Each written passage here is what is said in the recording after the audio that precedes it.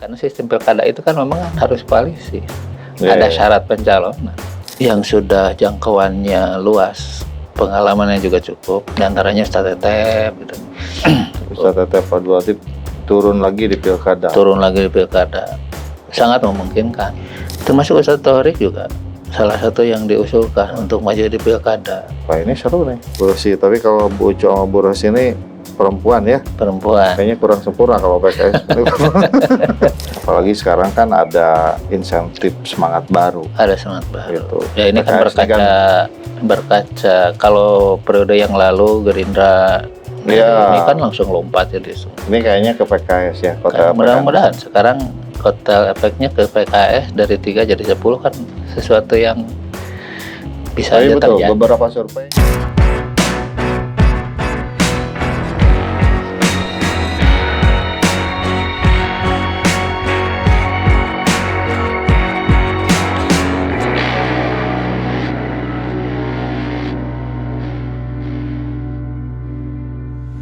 Assalamualaikum Baraya Priangan.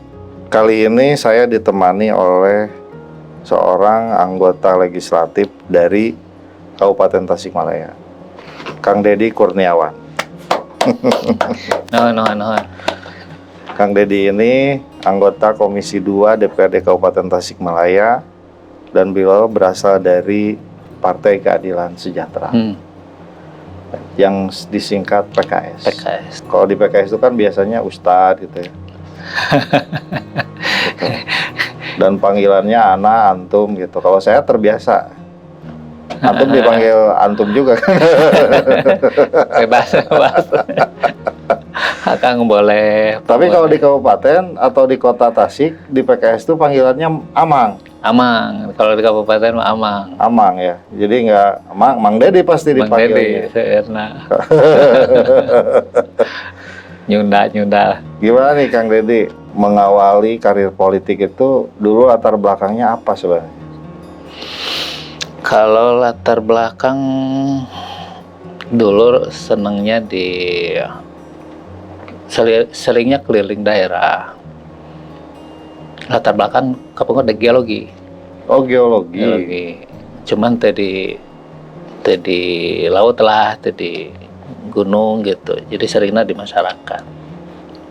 Gabung di PKS. Ya seringnya keliling-keliling. Dulu emang kuliah di mana kan? Di Unpad. Unpad jurusan geologi. Pantasnya di Chevron gitu ya. Chevron, Di Caltech, Freeport. Cuma jauh di masyarakat gitu. Tapi tidak memilih jalur itu. Tidak memilih jalur itu. Lebih memilih jalur di masyarakat. Aktivitasnya apa sebelum jadi anggota Dewas? Ke Bogor saat acan janten kantos di TA DPR RI. Terus di DPD. TA-nya siapa tuh? TA-nya Ustadz Thorik. Oh, Ustadz Thorik Hidayat. Thorik Hidayat. Ya. Lalu Di DPD. memang Naik di DPRD. Ya, dulu berarti Mang Deddy ini kan aktivis juga ya di masjid ya? Di Masjid kampus lah. LDK lah dulu LDK. ya? Pas. Berarti kapan tuh? Awal-awal reformasi atau setelah? Awal reformasi. Awal berdiri PK. Oh, masih gagah ya PK. Masih gagah. Oh, mohon maaf ya kalau saya melihat PK tuh lebih gagah gitu ya. Sekarang semangatnya baru sama. Ya. Iya. Semangatnya kan dulu tuh ya Masyumi kan ya. Wah, kajiannya berat dong ini ya. Kajiannya Hasan Albana, Yusuf Kordowi. Sekarang itu kajian kemasyarakatan. Ya dulu waktu di kampus waktu dulu ya seputar itulah. Banyak sih kajian-kajiannya. Intinya mah dulu kan pembelajar kita itu sering keliling masih di mana aja. Sering kajian-kajian. Bebas masuk kemana-mana. Ya kan dulu di kampus itu kan ramai ya. Ramai tuh ada ya dulu teman-teman yang hari ini dulu PK itu ya. Itu kan dikenalnya sama mahasiswa umum itu IM, Ikhwanul Muslimin gitu kan. Ada HT gitu kan dulu itu. Itu apalagi kalau di Jogja kan ada Syiahnya, wah ramai dah diskusi pergerakan ya. pergerakan. Nah, itu. Berarti dari Unpad Geologi itu bekerja dulu nggak di perusahaan tambang atau apa? Kebetulan enggak. Nggak. Nggak. Kenapa tidak memilih jalur profesional? Ya mungkin nasibnya seperti itu dulu. Memang mungkin tidak sesuai harapan ya. Maksudnya gini, dulu itu inginnya kan saya lebih ke teknik. Inginnya yang di kantornya bagian menentukan. Cuma lebih banyak kan pada akhirnya di lapangan dulu untuk awal. Sebenarnya keburu tertarik dengan urusan di masyarakat dibanding di hutan. Itu aja. Ini hanya ya sebatas pilihan ya, Pilihan aja. Berarti aktifnya sejak awal reformasi dong kalau gitu. Ya ikut lah. Sejak awal-awal ya. Awal-awal. Sabikunal awalun di PK itu. Kalau di PK ya mungkin bisa disebut awal. Kalau yang sekarang kan yang muda-muda ini ya nggak bisa disebut sabikunal awal, mereka nggak paham PK. Taunya udah PKS. Betul. Kalau dulu semangatnya mungkin ya yang di ini. Ya. Pelajarannya kalau hari ini kan lebih banyak aktualisasi lebih besar ke urusan politik. Kalau dulu tuh ya saya masih ingat lah ya mas sampai 2000-an dasar pertama lah ya. Iya. Itu kan masih turun ke jalan. Betul. Masih. Rame-rame sama keluarga gitu ya, Betul. protes kebijakan pemerintah. Lalu berikutnya terjun ke dunia politik, ya aktif di organisasi, jadi staf ahli. Berapa tahun ya? 5 tahun. 5 tahun. Kalau sebelumnya Sebelumnya jadi staf ahli, di DPD. aktif di DPD. Iya, di DPD. Pengurusan. Oke. 5 tahun di DPR RI. Dan kalau di PKS kan nggak boleh minta kan? Betul. Nggak minta. Petugas partai juga kan kayak PDI sama. Mirip-mirip. Cuma beda bahasa aja Cuma mungkin. beda bahasa aja. Kan tidak boleh minta jabatan itu. Diamanahi lah gitu bahasa. Ya sama saja ditugasi. Ya kalau Mirip-mirip. PKS, ya kalau PKS amanat partai gitu ya, kalau yang lain mungkin petugas partai istilah. Diamanahi untuk nyalon di Dapil 2. Dan waktu itu 2000 sampai 2019 tuh yang saya tahu nggak ada PKS di Dapil 2. Ada sebelumnya Bu Ucu. Di Dapil 2? Dulu Dapil 2 Bu Ucu dari tahun 4 sampai 2000. Ya di awal-awal ya. 2014 sampai 2019 yang kosong. Ya, maksudnya Kang Deddy kan masuk Sebelumnya di 2019. Ya. Sebelumnya kosong. Oke. Berarti kemarin ya berjibaku lah ya mengembalikan lagi kursi yang hilang. Mengembalikan kursi yang sudah ada. Pernah ada. Nah, kalau targetnya sekarang nambah atau bertahan? Kalau kita nambah. Target nambah. Ya walaupun berat secara statistik bertahan. Walaupun statistik pengalaman itu bertahapnya memang bertambahnya pelan-pelan. Ya. Tapi mudah-mudahan terjadi percepatan. Oke. Itu karena kan sesuatu ya bisa aja mungkin aja terjadi percepatannya, penambahannya signifikan gitu kan. Ya kalau Itu dalam harapan politik kita. segalanya mungkin. Segalanya sangat mungkin. Ya jadi wali kota 2 tahun aja udah bisa jadi capres kan. 2 hari gabung aja bisa Jadi ketum. Kalau kader PKS mesti berdarah-darah dari awal. Dipercaya sama Tapi sebenarnya nggak juga. Mungkin hubungan kedekatan aja yang memang harus lama ya. Supaya saling mengenal aja kan intinya gitu. Saling paham, saling mengenal. Kalau tiba-tiba kan juga. Ya PKS ini kan beda dengan partai yang lain. Ini partai kader kan ya. Tuh. Dan untuk orang luar ujuk-ujuk masuk tuh tampaknya nggak bisa kan. Kalau di struktural mungkin agak lambat ya, nggak bisa langsung. Iya. Tapi sekarang kan ada ini di PKS itu ada Dewan Pakar. Ada dewan pakar, ada dewan penasehat. Nah, dewan pakar itu rata-rata yang baru masuk. Ada dewan kehormatan juga. Anggota kehormatan ada. Itu diwadahinya di anggota kehormatan, di dewan pakar, dewan penasehat. Yang baru gabung itu terbuka. Levelnya sama, cuma beda posisi aja. Sama ada ruangnya. Ada ruangnya. Mungkin ini untuk mengantarkan tadi mendalami lebih dalam ke struktur, kebijakan, usulan, pertimbangan, kan mereka juga silakan terlibat.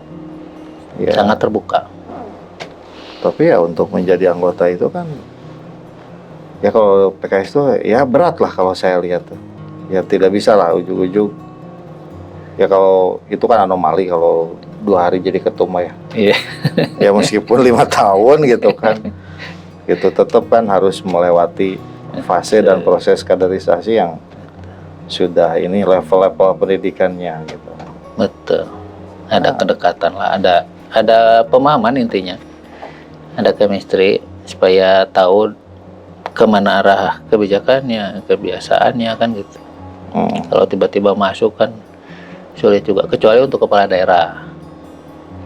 Karena kepala daerah itu ada faktor pencalonan itu ada. Oke, nanti ngomongin kepala daerah ya. Kalau kabupaten berarti targetnya berapa kursi sekarang? Sekarang sih target sederhananya kita ingin mengisi 1 dapil 1 kursi. Target Dari yang 7. sangat realistis kalau menurut saya. Yang realistisnya. Tapi target optimisnya kita 10. Nggak terlampau optimis itu target. Enggak juga, karena memang kalau target visi itu memang Iya. jangan tanggung gitu. Ya maksudnya kan kalau ngobrol sama saya kan mesti ngomong statistik gitu Betul. maksudnya. Jangan tanggung. Ya makanya tadi realistisnya itu Ya. visinya, optimisnya harus di 10. 1 PR-nya yang sudah ada jadi bertahan. 2. Apalagi sekarang kan ada insentif semangat baru. Ada semangat baru. Gitu. Ya ini kan berkaca kalau periode yang lalu Gerindra Ya. ini kan langsung lompat jadi 9. Ini kayaknya ke PKS ya, kota Mudah-mudahan sekarang kotel efeknya ke PKS dari 3 jadi 10 kan sesuatu yang bisa aja betul. terjadi. Beberapa survei di Priangan Timur ya, PKS tapaknya lebih baik sekarang. Amin, insyaallah. Memanfaatkan kotel efek dari Anies Baswedan. Kalau sekarang kan ada tagline PKS itu kan, Anies itu PKS adalah Anies, Anies adalah PKS adalah Anies gitu kan, atau kurang lebih gitu. Itu yang jargon yang udah lama. Ya. Jargon yang udah lama. Sekarang pasti Amin. Oke. Itu. Dulu strateginya memang ini ya. Dulu kan kita mendorongnya ke capres kan, sepakat dari awal. Oke. Pasangannya kan belum menentukan. Makanya ke bawah ya memang fokusnya kan ke Anies. Oke. Kalau di kabupaten rasa-rasanya ya tidak terlalu aneh ya. Koalisi PKS dengan PKB. Kalau di Kabupaten Tasik. Kabupaten nggak, yang terakhir kan dengan PKB juga. Ya. Dulu sebelumnya pernah sama PKB juga. Dulu pernah berpasangan waktu Pak Hidayat Asep. Gitu. Ya. Jadi yang nggak ada. ADUU sama PDI malah ya. Malah sadap sama PDI. Jadi masalah ini ya, makanya kita terbuka sebenarnya. Ya. Gitu. Ya, tapi kan riak-riak atau teriak-teriakan grassroots terutama di media sosial itu kan geli juga kadang ya. Maksudnya debat antara simpatisan mungkin ya. Gitu. PKS dan yang lain atau karena nasib mungkin yang masih belum belum berpihak, karena sistem pilkada itu kan memang kan harus koalisi. Ada syarat pencalonan. Ketika kita memang tidak bisa mencalonkan sendiri sedikit, ya intinya kan nanti harus bergabung. Ya, harus ikut yang menang. Harus ikut. Oke, Kang Deddy. Nah, berarti ya pileg dengan tadi PKS itu dengan target 7 kursinya, dengan maksimal ya 2 kursi lah, 10 kursi ya, 10 kursi harapan. angka maksimal targetnya. Lalu berikutnya Pilpres optimis ya, Pilpres sangat optimis. bisa mendongkel atau membongkar mitos nih Tasik kandang Prabowo. Nah, betul. Tapi sepertinya yang didukung PKS selalu menang di Tasik. Kenapa punya optimisme seperti itu? Karena semangatnya semangat perubahan. Mungkin yang hari ini hadir itu karena Prabowo mungkin udah lama ya konteksnya Pilpres yang kemarin. Mungkin sebagian masyarakat merasa ditinggalkan kemarin. Makanya sangat optimis. Posisi oposisi ini juga sangat berpengaruh. Ada perubahan baru, semangat baru, nuansa kabupaten juga semangat keislaman yang mudah-mudahan masih tinggi. Jadi insya Allah Kabupaten Tasik ke Anies lebih besar. Ditambah PKB kan, basisnya Kabupaten Tasik, basis NU. Insya Allah. Sangat optimis Anies menang ya. Sangat optimis Anies. Amin menang. ya. Amin. Anies imin. Amin. Kita lihat ya nanti apakah mitos ini bakal terbongkar. Karena ya Jawa Barat cukup kuat sekali. Cukup buat itu. Prabowo ini. Sikap PKS sendiri dengan isu nasional hari ini seperti apa? Dengan ramainya, tanda kutip ya, ada penyelundupan di Mahkamah Konstitusi.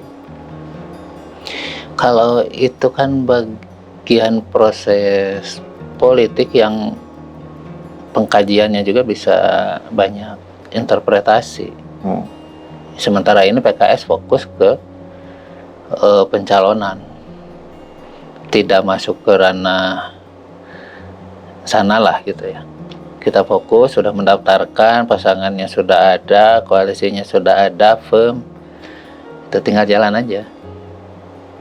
Oke, tapi kalau ini problematik menyentuh hal yang prinsip, terutama konstitusi, masa PKS diam aja? Sekarang kan kita mengikuti proses. Maksudnya masa PKS nggak bersuara? Kan di DPR RI sudah berjalan. Ini keputusannya kan keputusan kebijakan hukum. Kajiannya di legislatif di DPR RI. Apakah ini sebuah yang harus didorong untuk dikaji ulang ke MK. Kita mengikuti tahapannya, sudah selesai. Oke. Kalau teriakan Pak Mardhani Alisera itu soal buka opsi untuk melakukan hak angket? Iya, itu termasuk kan dengan situasi sekarang kan harus ada harus ada kepastian hukum. Ini harus dibuka dari sisi jalur kebijakan di legislasi. Oke, itu kita spill sedikit aja soal itu ya. Urusannya. Ya, pasti kalau kader partai di daerah itu bilangnya ini urusan DPP. Ini urusan DPP. Ya, pasti semua partai yang saya temui seperti itu. Ada target tersendiri nggak PKS untuk pilkada besok? Tentunya ada.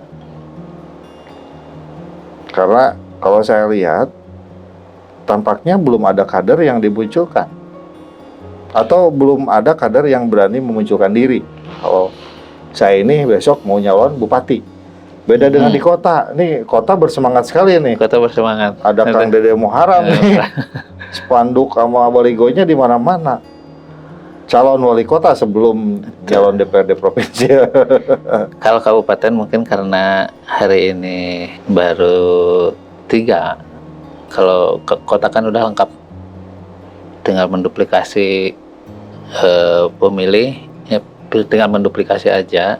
Semangat untuk mencalonkan kan lebih besar. Kabupaten juga sama, udah diamanahkan untuk bisa ikut kontestasi. Tapi untuk tahap pertama sekarang kita memenuhi dulu syarat. Mudah-mudahan 7 tercapai, 10 mudah-mudahan juga. Kalau 10 kan lebih bebas, mencalonkan sendiri juga bisa. Tapi kalau sampainya di 7 kan ini kesempatan yang lebih besar. Akan berbeda dengan kondisi saat ini. Maka memang untuk di kabupaten belum muncul ya siapa yang, apalagi yang greget harus maju. Ya, Perlu tahapan lah. belum ada yang Walaupun pada akhirnya di kita ya tadi tuh yang awal tuh siapa aja, apalagi sudah punya suara cukup, kursi cukup, maju bisa. tapi dalam konteks kader siapa yang akan dimunculkan di PKS, ya tadi kan optimis 7 kursi minimal, harusnya kan optimis juga besok kadernya siapa gitu. Kalau itu udah ada penjaringan, udah ada tahapannya. Tapi kalau di ranking kader yang dimunculkan itu yang pasti tanda kutip ya, pasti ini layak didorong bersama-sama dan disuarakan. Kalau nggak salah di PKS itu kan ada proses. Ya. Ada proses musyawarah apa namanya? Ada proses penjaringan. Yang ada musyawarah gitu di daerah lalu diusulkan. Penjaringan dulu. Penjaringan. Tahapannya penjaringan, penyaringan baru diusulkan. Nanti dijaring lagi. Tahapannya dari banyak menjadi 10 menjadi 3, minimal 2. Kalau menurut Mang Deddy sendiri, ya antum kan paham ya siapa kader di PKS yang akan dimunculkan atau layak dimunculkan sebagai calon bupati atau wakil bupati. Ada banyak sih, tapi paling tidak yang sudah jangkauannya luas, pengalamannya juga cukup. Di antaranya Ustadz Tetep gitu. Ustadz Tetep Abdul Latif turun lagi di pilkada. Sangat memungkinkan. Termasuk Ustadz Thorik juga salah satu yang diusulkan untuk maju di pilkada. Wah, ini seru nih. Gitu. Siapa lagi? Ya salah satunya ketua DPD. Ruli itu ya. Ruli bisa aja. Mang Ruli.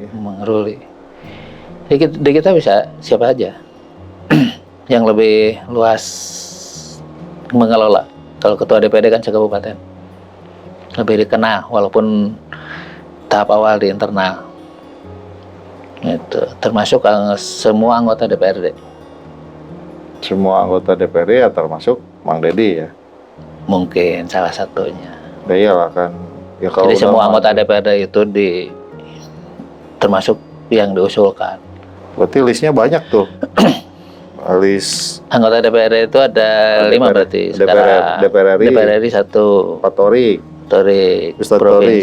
Provinsi, Ustadz Tetep, Kabupaten 3, Mang Deddy, Bu Ucu sama Bu Rosi.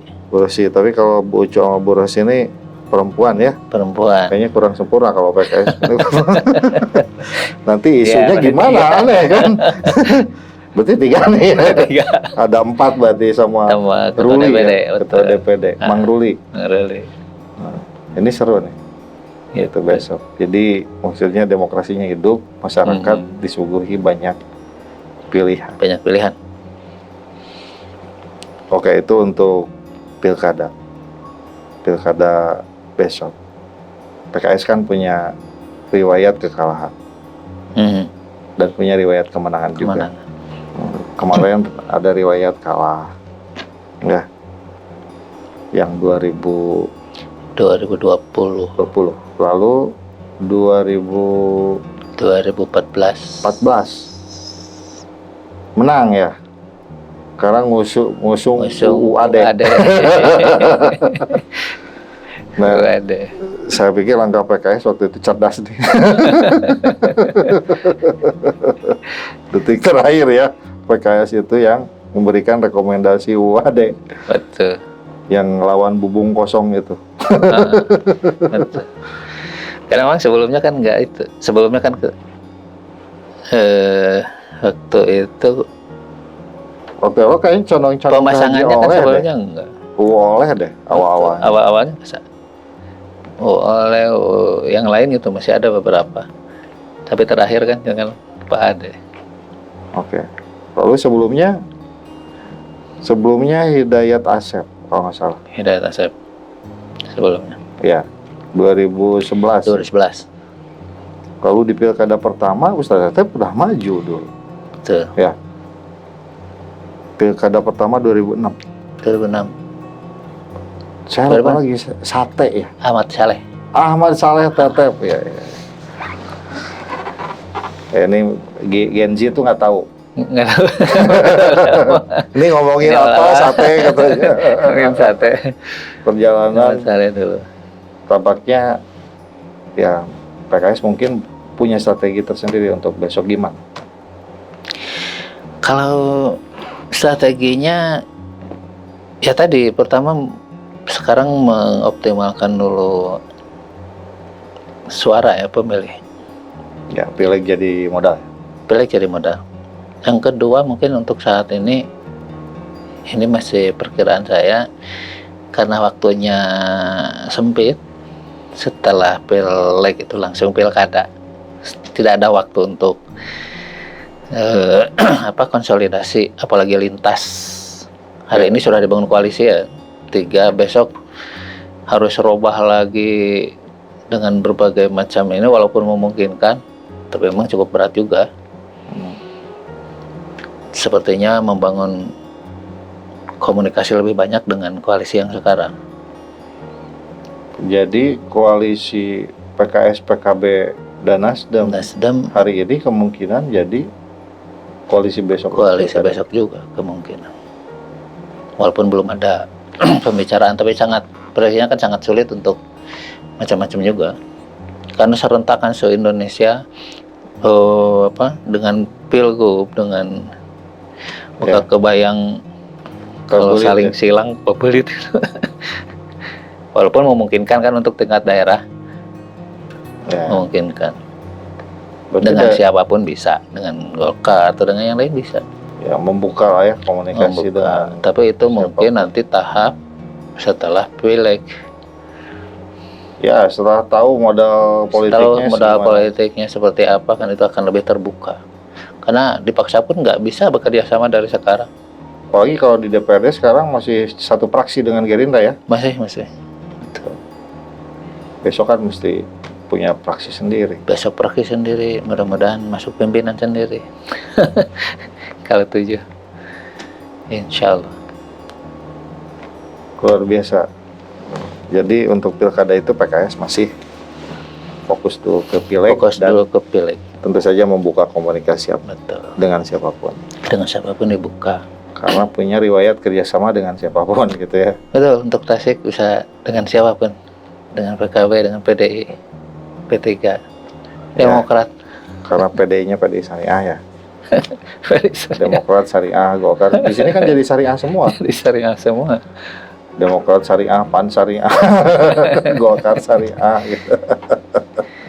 Ya dengan semua partai, alhamdulillah mungkin ya PKS sudah ke Kabupaten Tasik.